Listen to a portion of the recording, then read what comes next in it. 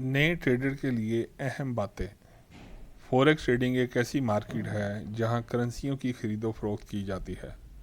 اگر آپ forex trading میں نئے ہیں تو سب سے اہم بات یہ ہے کہ آپ کو مارکیٹ کی سمت سمجھنی ہوگی۔ فوریکس مارکیٹ میں کرنسی کے جوڑے ہوتے ہیں جیسے کہ یورو USD۔ جب آپ ان جوڑوں کو خریدتے ہیں یا بیچتے ہیں تو کرنسی کی قیمت میں تبدیلی سے فائدہ اٹھاتے ہیں۔ فوریکس ٹریڈنگ میں آپ کو یہ سمجھانا ضروری ہے کہ کرنسی کی قیمت بڑھے گی یا گرے گی۔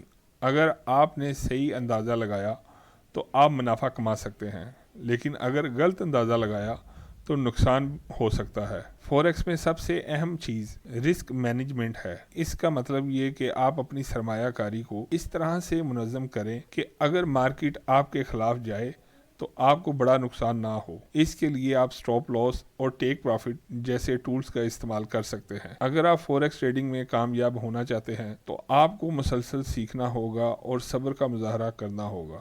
پریکٹس سے آپ اپنی حکمت عملیوں کو بہتر بنا سکتے ہیں۔ آپ کا مقصد فوریکس ٹریڈنگ میں صرف پیسہ کمانا نہیں ہونا چاہیے، بلکہ اس کا مقصد مارکیٹ کو سمجھنا اور درست فیصلے کرنا ہونا چاہیے۔ جب آپ مارکیٹ کو سمجھیں گے تب آپ کامیاب ہوں گے۔ مثال کے طور پر اگر آپ یورو USD جوڑے پر ٹریڈ کر رہے ہیں اور آپ کو لگتا ہے کہ یورو کی قیمت بڑھنے والی ہے تو آپ خریداری کریں۔ اگر قیمت بڑھتی ہے تو آپ منافع کما سکتے ہیں۔